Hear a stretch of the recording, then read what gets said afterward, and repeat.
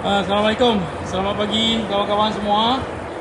Hari ini hari Senin, tanggal 21 April 2025. Jadi hari ini hari pertama Forum Pribumi di New York yang akan berlangsung selama 2 minggu.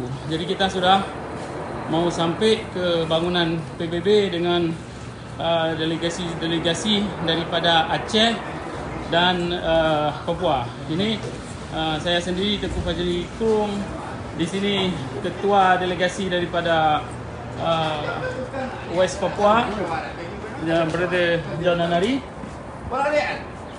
Udah kayak gitu,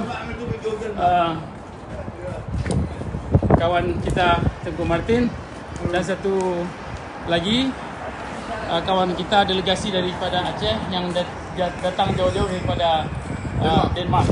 Ya. Jadi ini di depan kita kantor PBB. Coba saya pusing. Sekarang dari sini. Nanti kalau sampai di dalam nanti saya buat video lagi. Ya, ini kantor besar PBB. Ini yang paling besar ini. Kantor PBB ada 3, yang satu di New York di sini yang paling besar dan di sini pusat.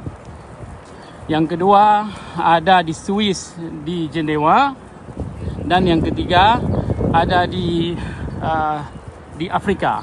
Jadi ini pusatnya, ini yang kita ada forum atau rapat di sini.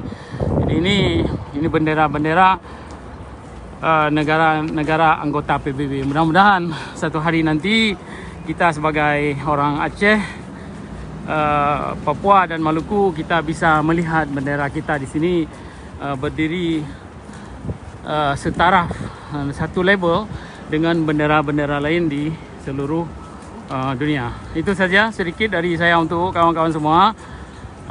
Nanti kita sambung lagi kalau saya sudah sampai di dalam. Terima kasih.